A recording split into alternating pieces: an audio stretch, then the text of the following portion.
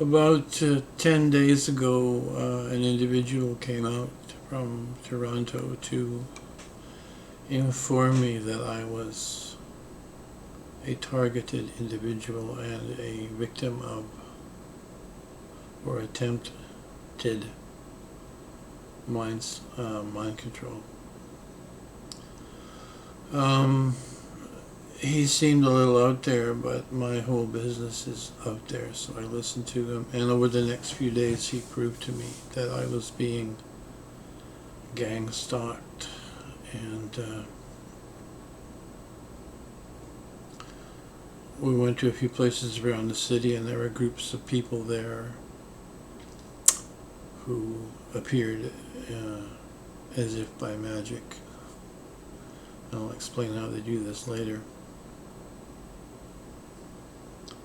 But I started making videos about 5 years ago, and the only person or people I haven't talked about is Monsanto. I talked about the Vatican and the Jesuits and the secret space program and mind control, financial problems for governments, everything. Many, many subjects and a lot to do with spirituality and freedom for mankind. And during the first couple of weeks, I noticed electronic crackling in my stereo systems. And I experienced a couple of very weird electronic attacks. Now, the reason this happened so quickly, I didn't realize, is when you categorize your videos on YouTube, they ask you what category, and I put activism. So when you do that, it's probably a red flag goes off at FBI, CEA, CIA, DEA, MDA, whatever, all the lettered agencies. So they're aware of me right away. After not too long, I had a reptilian walk into my bedroom and shake my hand. Didn't say anything. And maybe 10 days later, I was attacked with an electronic weapon while I was in bed, and it paralyzed me. And it was basically triangular in shape, covering my body, and it consisted of purple isosceles triangles with a yellow film. And tried to move, couldn't move, tried absolutely my top strength, couldn't move, tried even more than that, couldn't move, and then I realized this is a weapon and this is not real. And the fourth time, with supreme effort, I moved and the thing just disappeared. So, okay. I continued making videos, and the guy who came to help me, so we were discussing things that had happened to me. One of the things that happened is I knocked my sugar bowl off the counter. It fell on the floor, and the sugar formed into a perfect human skull shape.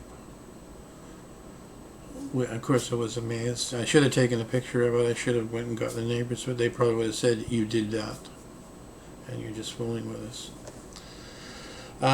He's my I don't know, what would you call him, friend, said that's the moment when the brain programming cut in, and that actually didn't happen.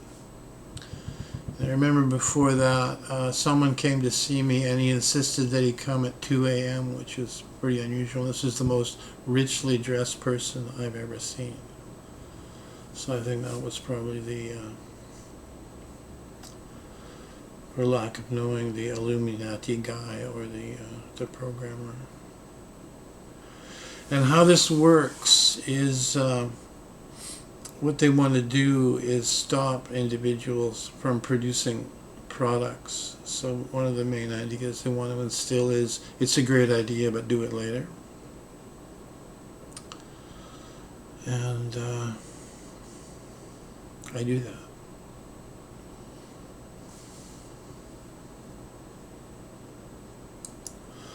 Now, how he says this works is whenever they grab you by whatever means they grab you, they have a 2-hour setup session where they drug you, hypnotize you, or whatever they do, and of course tell you in the end you won't remember this. They teach you a sign language, finger sign language, and other body motions. I won't show them to you now, but some are subtle, some are not. And these are used to communicate to the programming that's been installed, like by hypnosis. The hypnotist can tell you, every time I touch my thigh, you'll make a noise like a chicken. So after the 2-hour programming session, people in the street can ask you questions with hand signals, like, where are you going? And you'll have locations on your touch a finger, which will give them the location where you're going. And the purpose of them getting your location is so that they can interrogate you. And how that's done is they'll have someone come up and talk to you, and while your attention is there, the real person, it's called a perpetrator, will come up and say the hypnotic or magic phrase, and you'll go into another state where they can talk to you, question you about what you're up to, and then when they've got what they want, bring you back to present time. But to do this, they have hired people, which they call the freezer crew, which means they were there when you went into the trance. They have to be exactly the same place when you come out of it. And that's the people that this man showed me. He said, these are the freezer crew, these people sitting here. And I didn't see a perpetrator. I don't know, I have had one experience, now I realize what it was. Some pretty attractive girl appeared in my arena, and I was supposed to meet her for coffee somewhere, and I went out on the street, and there was an older man there, older than me, and we, for no reason, started a very intense conversation about what was wrong with the world, and it lasted for maybe 7 minutes, I thought.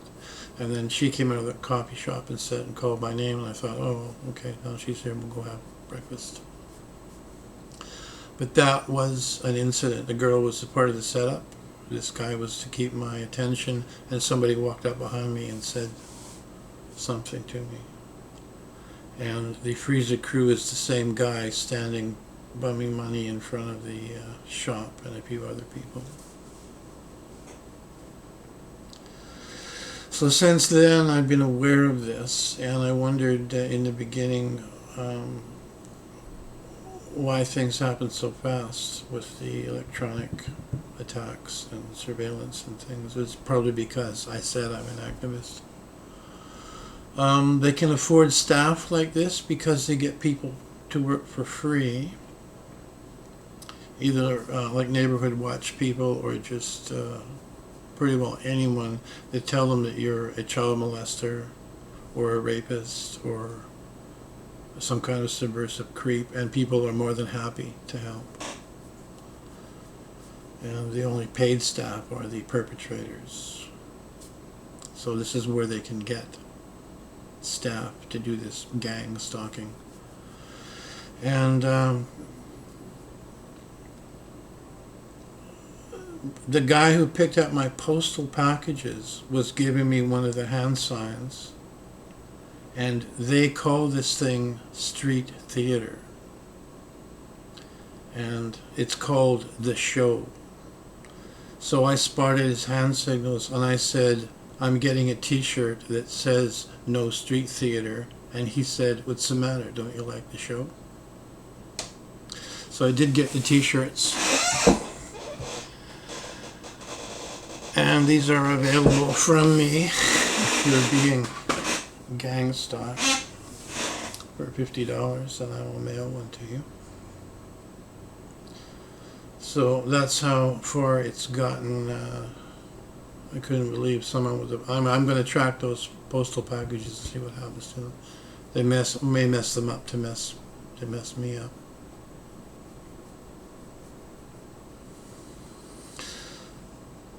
Now, the first thing I noticed on my own, I went to a 7-Eleven, and there was a kid with a dog there, and this was the cutest little beagle I've ever seen, and a cute little straight kid, like a Norman Rockwell kid, and he smiled at me.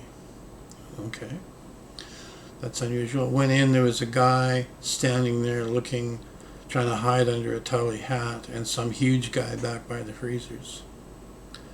I got what I wanted. The guy with the Tully hat standing to my left, and I felt a wave of something go through me, like electronics or telepathy or something.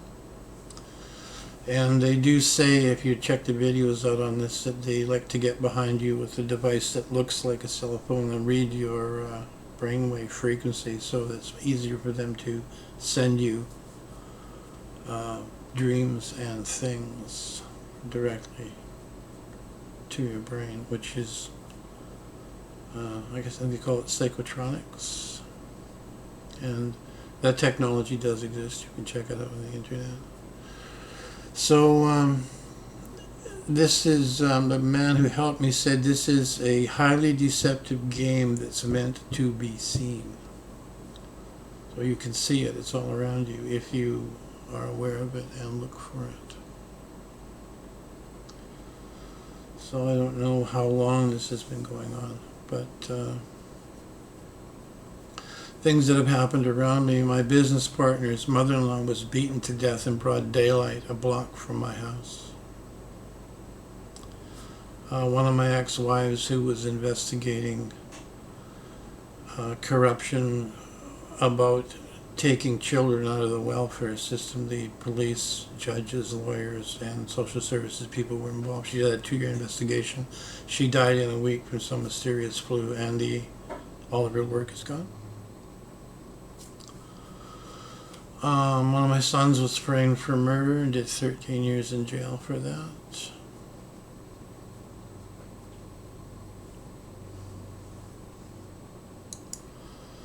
And an ex-wife that I haven't seen for 47 years appeared out of nowhere on Facebook, who spent 30 years working for the Austrian embassy, wanted to come back. So I guess this is part of the price that I will pay for making all my videos.